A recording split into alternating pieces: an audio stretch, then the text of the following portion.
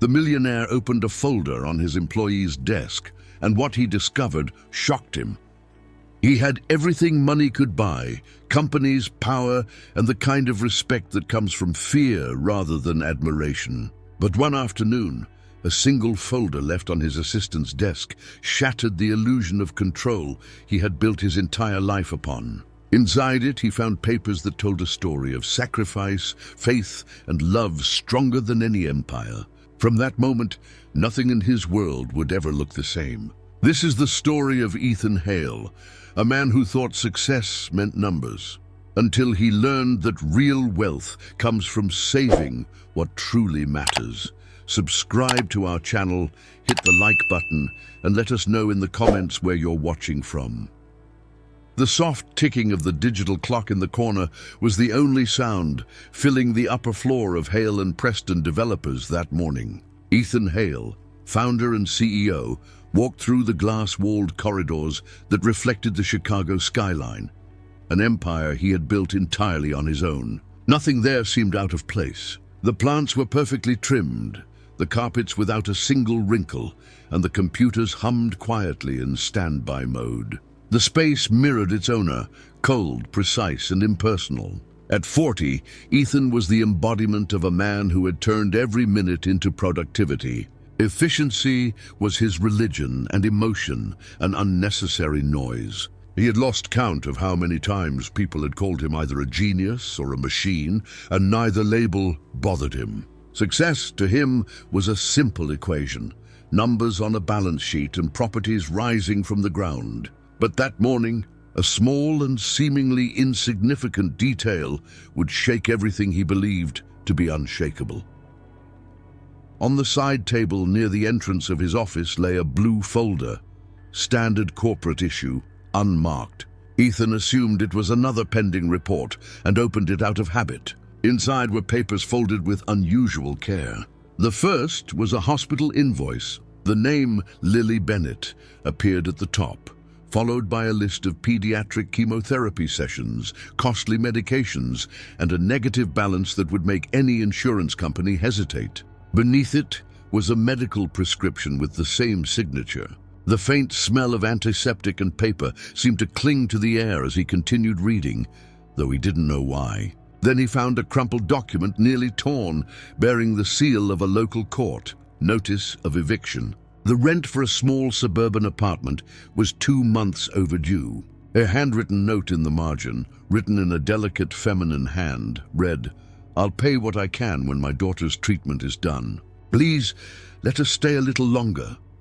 Ethan stood frozen, staring at the words as if they belonged to another world entirely. Claire Bennett had been his personal assistant for nearly a year. She never arrived late, never asked for time off, and managed his schedule with surgical precision. He knew her productivity by heart, but absolutely nothing about her life beyond these walls. Until that moment, Claire had been exactly what he expected from an ideal employee: efficient, punctual, invisible. Now the realization that she left the office each night to face eviction while her daughter battled cancer pierced through every certainty he had built. He closed the folder carefully, trying to rationalize what he had just seen. Maybe she had left it there by mistake. Maybe it was old, but the dates proved otherwise. The most recent hospital session had taken place just a week earlier. The weight of that discovery followed him to the floor-to-ceiling windows. The city stretched below, cars threading through avenues like tiny, restless lives in motion. Ethan often looked out from there to remind himself of how completely he controlled the board. But this time the view looked different. He thought about the countless people who, like Claire, worked under his command while fighting invisible battles. How many calm faces hid overdue bills, terrifying diagnoses, or sleepless nights? The question was new, and the mere existence of it unsettled him. He rubbed his face as if to wipe away the discomfort, but it stayed. For the first time in years, he felt something he couldn't categorize, not guilt, not pity, but a deep unease that broke the mechanical rhythm of his thoughts. When Claire walked in minutes later with his daily agenda and the same polite smile, Ethan saw her differently. Her tired eyes, once a detail he ignored, now seemed like silent evidence of everything written inside that folder. Her tightly pinned hair, her crisp blazer, her quick, precise answers, all part of an armor made of dignity. "Good morning, Mr. Hale. All meetings are confirmed." "And the Benson Realty contract arrived for signature," she said in her usual calm tone, revealing nothing beyond professionalism. He only nodded, unable to hold her gaze, watching her walk back to her desk, arranging the papers with the same quiet focus as always. He felt an unfamiliar turmoil rise inside him. For the rest of the morning, Ethan reviewed contracts without truly reading them. The words blurred together, the numbers lost meaning, and each stretch of silence brought the image of the blue folder back to mind. He considered returning it discreetly and pretending he had never seen it. But something inside him refused to let it go. That woman was fighting a private war within the walls of his own office, and he, the man who prided himself on solving any problem, didn't even know where to begin. At 3 in the afternoon, he closed his laptop and sat still, staring at his reflection in the glass. He looked like the same man as always, but something inside him had shifted. At the end of the day, before turning off the lights, he placed the folder in his personal safe, handling it with the same care he gave billion-dollar contracts. Not because of its monetary value, but because, without understanding why, he knew it marked the beginning of something that would force him to see the world differently. The following days moved at the same steady pace as always, yet something in Ethan had shifted in ways no one could see. He continued attending meetings, signing contracts, and talking to investors, but part of his focus now lingered on details he once ignored. He began to watch Claire with the same analytical precision he usually reserved for numbers.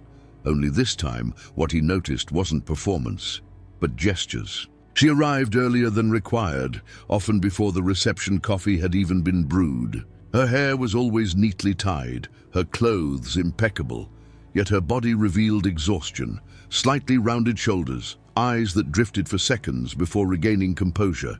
During lunch breaks, she never left the office. Claimed she wasn't hungry, but Ethan knew better. He saw the paper cup of coffee that replaced a meal and how she hid the sound of her stomach growling behind quiet professionalism. Without saying a word, Ethan began gathering information. He called the HR manager under the pretense of reviewing benefit policies and, between questions, confirmed his suspicion.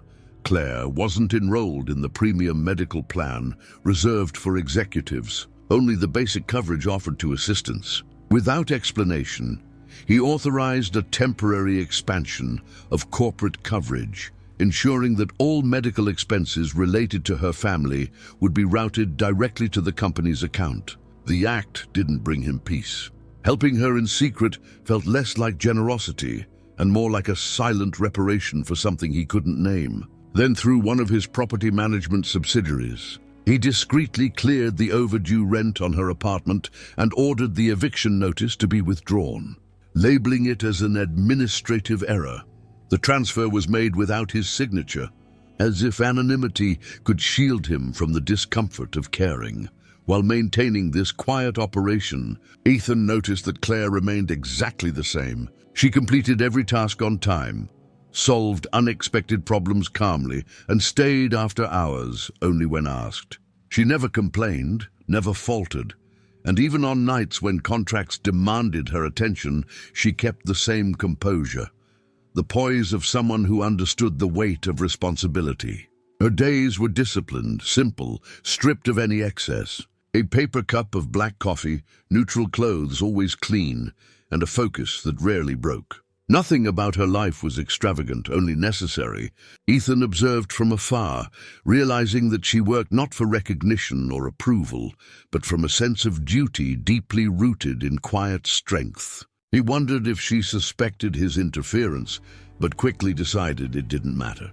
What struck him most was her ability to maintain order and dignity while carrying burdens that would crush most people. The more he saw, the more his own wealth began to feel excessive, almost indecent, next to the raw endurance of her daily life.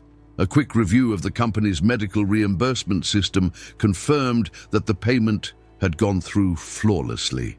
The hospital balance now showed as cleared, and the rent was listed as contract regularized. No alerts were sent, no acknowledgement came back. And that was exactly how Ethan preferred it. The thought of Claire discovering his involvement made him uneasy. He wasn't looking for gratitude or recognition, only the reassurance that the crisis was resolved. Still, he caught himself imagining her reaction once she realized the debts were gone.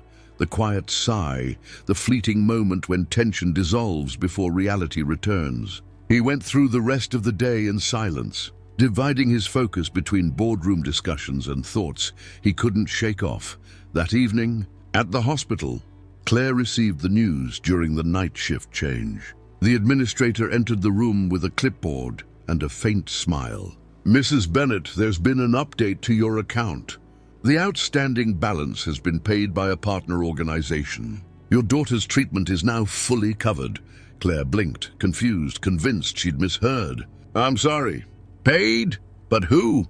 The woman simply repeated that the payment was made anonymously and that she wasn't authorized to share further details. Claire nodded slowly, a lump forming in her throat. Her daughter was asleep and her mother sat nearby reading. For a moment, the world seemed to stop. The constant pressure, the fear of losing their home, of interrupting the treatment, suddenly vanished. She whispered a thank you, her voice trembling, and stood beside Lily's bed. Watching her daughter's peaceful face, she brushed a strand of hair from the child's forehead, listening to the steady rhythm of the monitor. Relief spread through her so deeply that it almost felt foreign. After weeks of relentless worry, she didn't know whether to laugh, cry, or simply breathe. "Whoever did this, may God bless them 1,000 times, she murmured. Eleanor looked up from her chair, her eyes soft with tenderness. "We don't always have to understand where kindness comes from, my dear," she said gently. "Sometimes we just need to accept it." Claire pressed her face against her mother's hand and let the tears come. For the first time in months, she felt she could rest through the night without fearing what tomorrow might bring. The next morning, Claire arrived at work appearing lighter, though her composure remained unchanged. She greeted Ethan with her usual polite smile and went straight to her desk. He nodded in return, quietly noticing the calmness in her movements, the steadiness in her eyes. He didn't know whether she'd already heard the news, but the way she moved, her hands organizing papers without their usual tension, gave him the answer.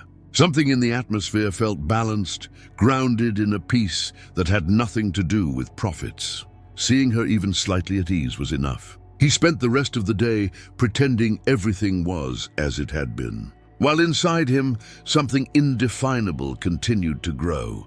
That night, back at his apartment, the symbols of success around him felt strangely hollow. The perfectly served dinner, the expensive wine, the low hum of background music, all of it had lost meaning. Ethan sat at the table, pushed the plate aside, and stared at the empty space in front of him. He imagined Claire at home, maybe sharing a simple meal with her mother, maybe reading to her daughter before bed. The thought stayed with him as he tried to work. Eventually, he closed his laptop, stood up, and walked through the silent apartment. The walls echoed the emptiness of a comfortable but soulless life. He had just learned that one quiet act could change far more than a spreadsheet. It could change how a man saw the world.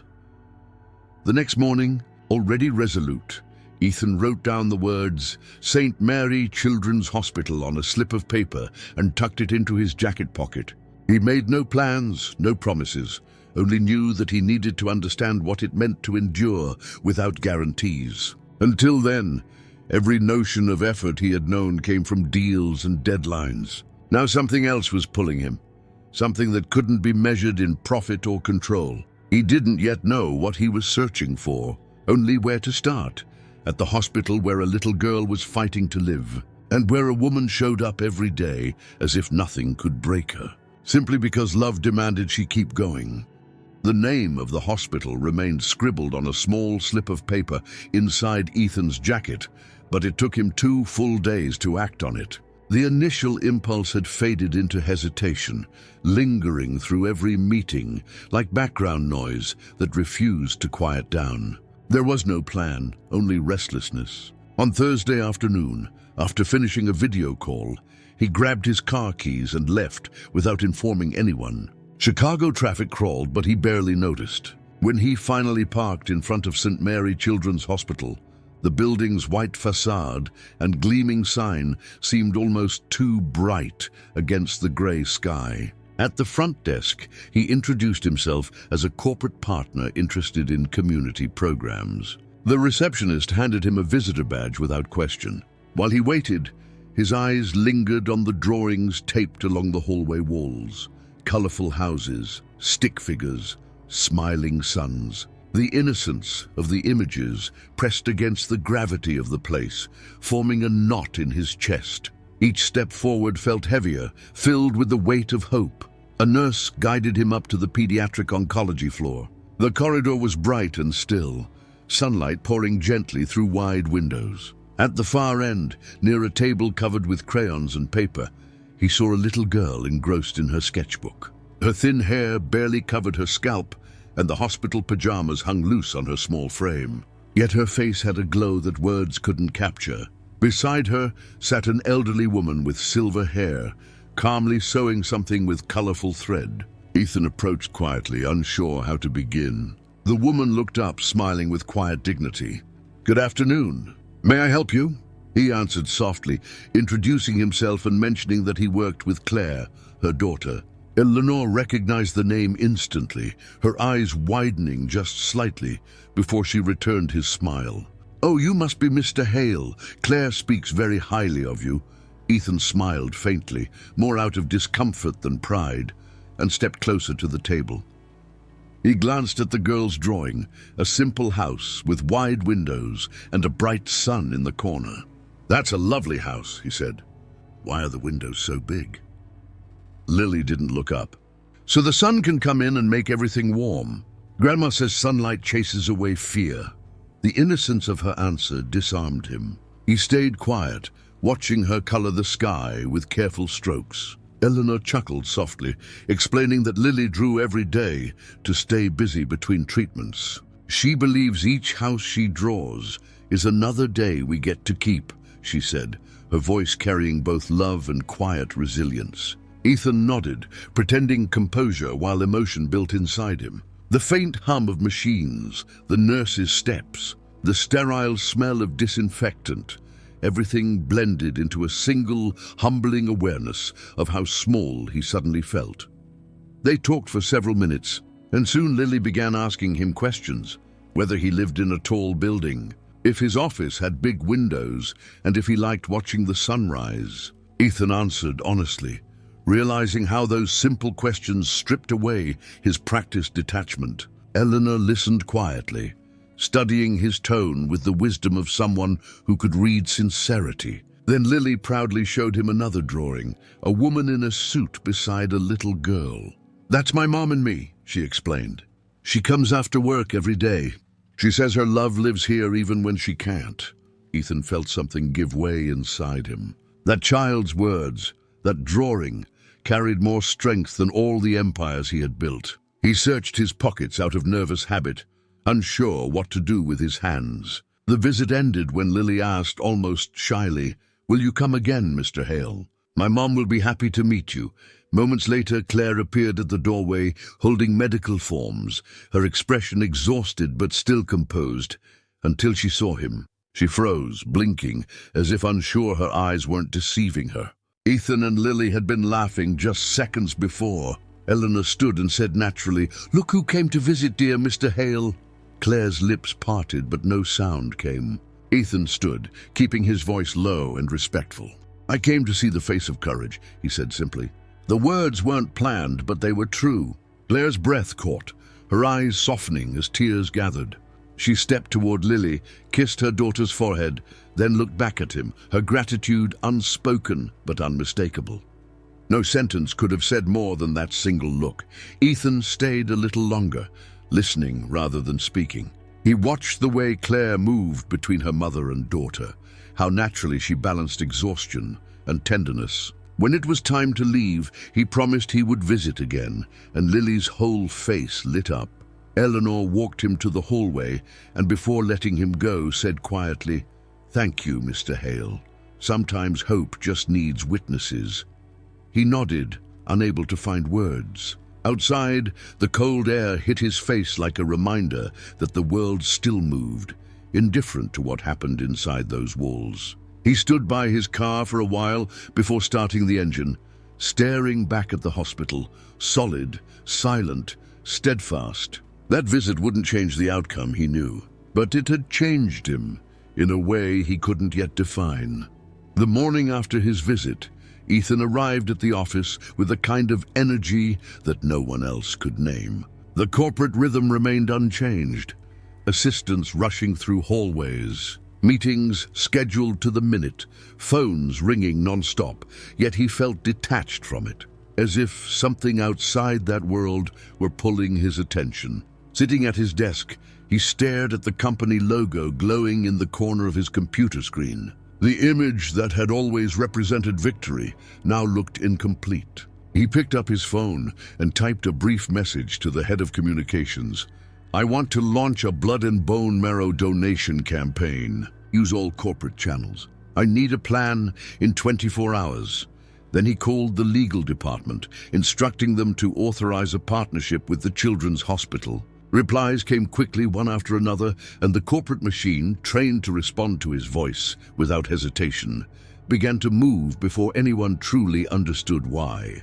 Ethan's only explanation was short and final. It's a personal decision, and it's a priority. By the end of the day, marketing teams had already designed the campaign's identity and sent internal memos to every branch. The title was simple: Give Hope. No slogan, no branding pitch, just an open invitation for employees, clients, and partners to become voluntary donors. The message spread faster than anyone predicted. Within hours, inboxes overflowed with sign-ups. Entire departments joined together. The company's social media accounts, once filled with updates on construction projects and profits, now displayed stories of real people choosing to help. Ethan watched the numbers climb from his office in silence. For years, he had used his influence to expand markets, build skyscrapers, and multiply returns. Now, for the first time, that same power served something that could not be measured in dividends. He wasn't looking for recognition. The feeling was simpler, the clarity that he was finally doing something that mattered. Meanwhile, at the hospital, days continued to shift between moments of hope and exhaustion. Lily had good days and hard ones when her body reacted harshly to treatment, feverish, weak, and restless. Ethan began visiting more often, always mindful not to intrude. He brought picture books, puzzles, and occasionally flowers that Lily insisted on sharing with other children. Claire didn't say much, but her quiet smiles and brief nods said everything. Eleanor welcomed him with warmth, always offering coffee and questions about the campaign. "It's growing faster than I expected," he admitted once. "But it still doesn't feel like enough." Eleanor smiled knowingly. "Enough doesn't exist, Mr. Hale. There's only what we manage to do before it's too late." The media caught on quickly. Newspapers, TV shows, and online outlets all ran the same headline. A top Chicago businessman was mobilizing his empire to promote blood and bone marrow donation. Interviews multiplied, but Ethan declined all of them. He asked his representatives to focus on the families in treatment, not on him. Every new donor registration brought to mind Lily's face and the countless children depending on a stranger's decision to act. Nurses at the hospital showed the news to Claire and Eleanor. Lily giggled at the photos of smiling volunteers holding Give Hope posters. "Grandma, are they helping because of me?" she asked. Eleanor squeezed her hand. "Because of you. And so many others, sweetheart." Claire watched them both, her heart full, realizing that man had changed more than a single life. He was redefining what power could mean. As the campaign grew, Ethan split his time between the office and the hospital. He no longer brought reports or discussed business during his visits. Instead, he sat by the window while Lily talked about everything: her latest drawings, the taste of the hospital tea, the nurse who sang old songs during the night shift. Sometimes Claire joined them, and he could see how she hid fear behind routines. The way she arranged medication schedules, checked every dosage, and still managed a smile for her daughter, it was more than discipline. It was courage disguised as order. Ethan didn't need her to explain it. He understood, and with each visit, what he felt grew quieter, deeper. Not admiration from afar, but the realization that compassion required participation, not distance. One rainy afternoon, he found Eleanor sitting alone in the corridor, holding a rosary between her fingers. She managed to sleep for a while, she said, her voice tired. It's been a hard day. Ethan sat beside her.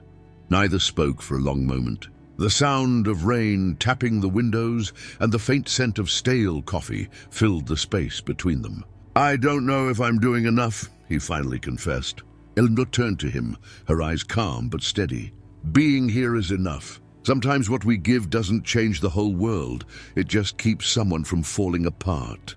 Ethan nodded slowly, her words settling deep inside him. When he left, he stopped for one last look through the glass at Lily's room, her pale face lit softly by the glow of the machines. He walked out into the rain, without knowing how long he would keep returning, but certain that in some quiet way he already belonged there. The following weeks dragged on in a rhythm of waiting that seemed endless. The hospital had become part of Ethan's routine. He arrived most evenings, just as Claire finished work and joined her mother and daughter. The sterile lights, the constant beeping of monitors, and the faint metallic scent of equipment had become familiar. Lily still greeted them with her soft smile, even on the hardest days. Her treatments had intensified, and the doctors now spoke cautiously about the urgent need for a transplant. The Give Hope campaign continued to grow, yet Lily's name hadn't appeared among the matches. Still, Ethan refused to show discouragement. He understood what it meant to hope for something that couldn't be controlled by effort alone. He watched Claire hiding her exhaustion behind composure, her notebook always in hand, recording every medical update. Eleanor never complained. She simply said, as long as there's faith, there's a way. The man who once measured the world in profits now counted it in heartbeats and chances. On a cloudy Tuesday morning, Ethan arrived earlier than usual. The corridors were quieter, and he walked toward the pediatric wing, carrying a bouquet of sunflowers. Passing the reception desk, he noticed an unusual stir near Lily's ward. Doctors and nurses moving quickly, but their faces lit with something rare: joy. When Eleanor spotted him, she rushed over, eyes shimmering and hands trembling. They found one, Mr. Hale, she said, her voice breaking. A donor.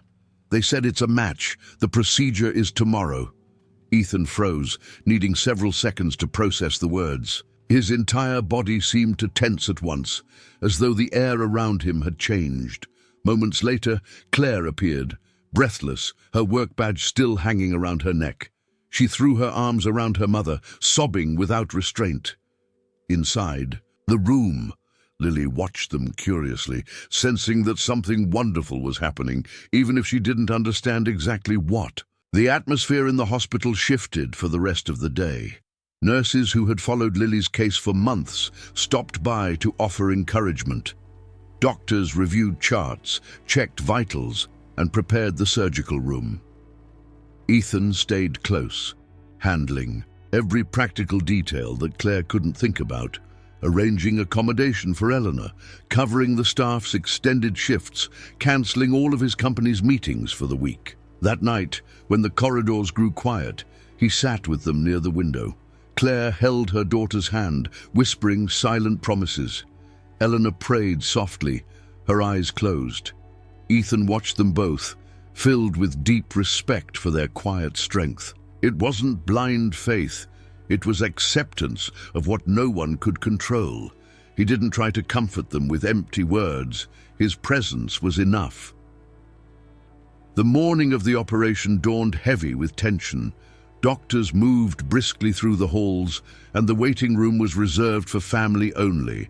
Ethan arrived before Claire and met briefly with the lead surgeon, ensuring that every resource was available: equipment, specialists, anything they might need. When Claire and Eleanor entered, he approached them quietly. "Everything's ready. You only need to focus on her," he said softly. She looked at him for a moment, unable to speak, then simply nodded, tears gathering in her eyes. When the nurses came to take Lily, the girl smiled, holding tightly to her drawing. A house with open windows. Claire kissed her forehead, whispering something meant only for her. Ethan stayed beside her as the doors closed and the sound of the monitors faded. Then came the waiting. Hours passed in silence, each minute stretching painfully long. Every sound in the corridor, a nurse's step, a door creaking open, made Claire's heart race. Ethan sat next to her, handing her a cup of water that went untouched. Neither spoke. Eleanor prayed quietly, the beads of her rosary slipping between her fingers like a measure of time.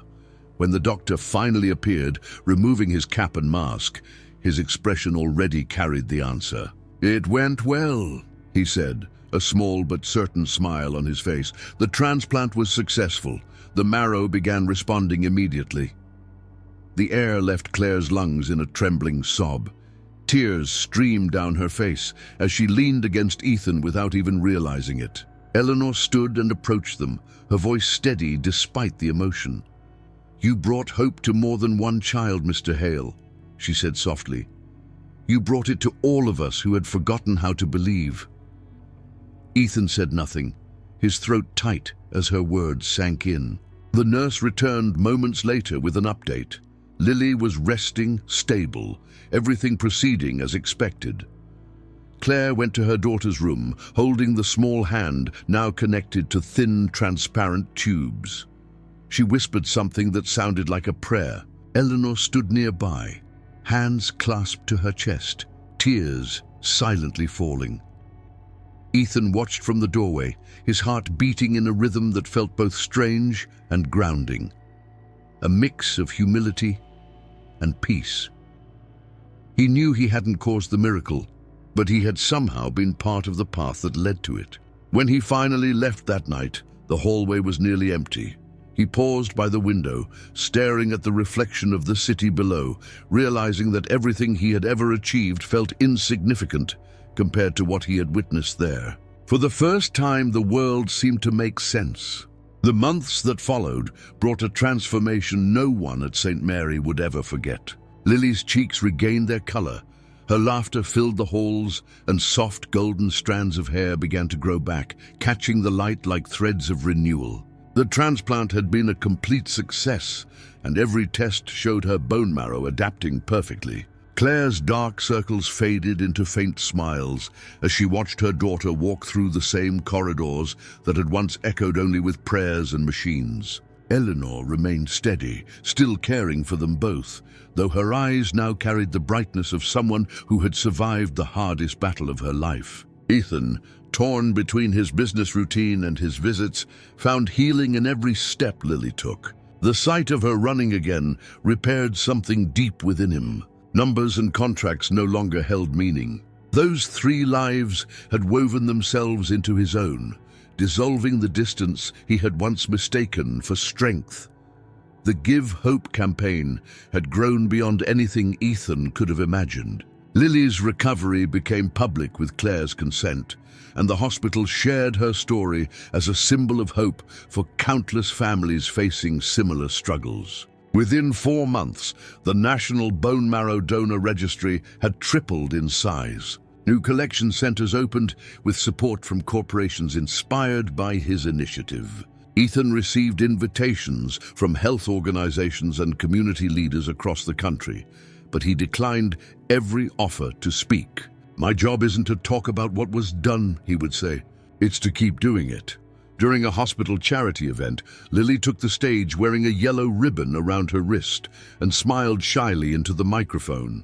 "Thank you for helping kids like me," she said, her small voice breaking the room into applause. From a quiet corner, Ethan watched, not as a businessman or benefactor, but as a man who finally understood what true accomplishment felt like.